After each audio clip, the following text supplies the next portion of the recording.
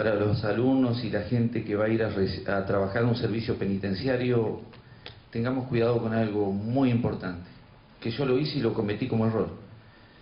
Fui a trabajar con los detenidos, llegamos a mejorar el hábitat, llegamos a mejorar lo actitudinal, trabajamos mucho sobre ellos, trabajamos sobre tener una celda limpia, sobre recuperar hábitos de chicos, porque tenemos todos los pobres en las cárceles, no tenemos los ricos. Entonces fuimos a tener que trabajar muchos hábitos, hábitos de vida, hábitos de costumbre. Pero me había olvidado de algo. Del otro lado, tenía también otra víctima, parte de un instituido social, otro pobre cuidándolo, pero que también sufría y que también tenía cosas. Entonces yo lo que veo cuando muchos operadores en psicología o psicólogos sociales vamos a trabajar en la cárcel, vamos a victimizar una parte. Pero cuando vamos a victimizar una parte, no podemos ver la otra. Y si no podemos ver la otra, después nos sabotean la tarea. Podemos hacer el mejor taller, podemos trabajar de la mejor manera en contexto de encierro, pero si no trabajamos con el funcionario, estamos liquidados. Vamos a fallar y vamos a salirnos con la frustración. Entonces, ustedes me dicen el cómo, trabajen lo obvio, trabajen lo actitudinal, trabajen en esto de que cuando alguien llega es bueno trabajar sobre el respeto, que alguien pueda relevar o llegar antes, pueda saludarlo, pueda escuchar y mirarlo a los ojos al otro, pueda asistirlo al otro a ver cómo la pasó en ese turno, qué le pasó, cómo se siente. Si logramos crear que de este otro lado, del lado de los detenidos, haya un grupo donde se atienda, donde se puedan escuchar, es muy importante. Pero si logramos que del otro lado también, vamos a tener algo que puede ser efectivo. No iba a hablar casi sobre este tema porque el tema que me convoca es otro, pero a ver, se dice que no se puede cambiar, ya está, las cárceles son así, son violentos, son drogadictos, son la lacra, son no sé qué cosas. Nosotros en la Alcaldía Concordia fue reconocido por derechos humanos, los mismos derechos humanos que denunciaban el lugar, fue denunciado por el juzgado con habeas corpus, con un montón de cosas. Se logró. Si hoy van y les mostrar las celdas, no lo pueden creer que puedan tener las celdas de esa manera. Y sí, tenemos violadores, sí tenemos homicidas, sí tenemos gente con muchas cosas graves ahí adentro que le hacen mucho daño a la sociedad.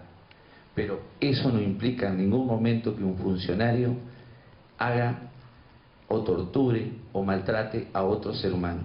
Yo creo que eso es dignificar el rol del otro, del profesional. Ese otro profesional tiene que ser digno, y eso ser digno tiene que ser respetar a la otra persona. No puede haber más que una privación de la libertad, pero no quiere decir en ningún lado esto que por ahí en la sociedad nos dicen: maltrátenlo, péguenle, que la pasen mal, que la sufran. Yo creo que no es el tema. Pero a ver, ese es el tema que desencadena y que trae mucho movimiento en Concordia. Después de eso, el servicio penitenciario de Entre Ríos me convoca para ver cómo lo podían hacer, porque había 9 cárceles que ellos no podían dar vuelta a la historia. Coordiné jornadas criminológicas, donde los colegas o los otros profesionales, como los asistentes sociales, como los psicólogos, como los médicos y todo lo que es el equipo técnico de las distintas cárceles de Entre Ríos, fueron coordinadas por operadores en psicología social. Lamentablemente lo tuvieron que asumir, los coordinamos nosotros. Cuando me llamaron para coordinar esas jornadas criminológicas, le dije: bueno, pero solo no, me tengo que llevar gente para poder hacer frente a unas jornadas criminológicas que convocan a toda la parte médica, asistentes sociales y psicólogos de la provincia de Entre Ríos. Y ahí fuimos y pudimos llevarlas a cabo. O sea, nosotros podemos más de lo que creemos. A veces tenemos miedo. Tiene miedo que ver con esa historia que tenemos, que hoy Daniel la trajo acá. Tiene que ver con la historia de que, como pasaba en Concordia, lo habían estudiado gente muy pudiente a la psicología social, que era claustro, y que cuando fuimos a la escuela, gente de clase media que queríamos trabajar de esto, no se hablaba ni se conocía, y tenía que explicar de qué se trataba. Fue horrible, y creo que esto les puede llegar a servir a ustedes. Tener que ir a Encima pedir trabajo, como lo hacíamos, ir a explicar qué era el rol. ¿Pero qué es eso de la psicología social? Entonces, ingeniamos una estrategia. Jornada. Vamos a hacer ruido. ¿Qué podemos hacer? Tenemos historias ricas, tenemos historia de la alcaldía. ¿Cómo podemos hacer?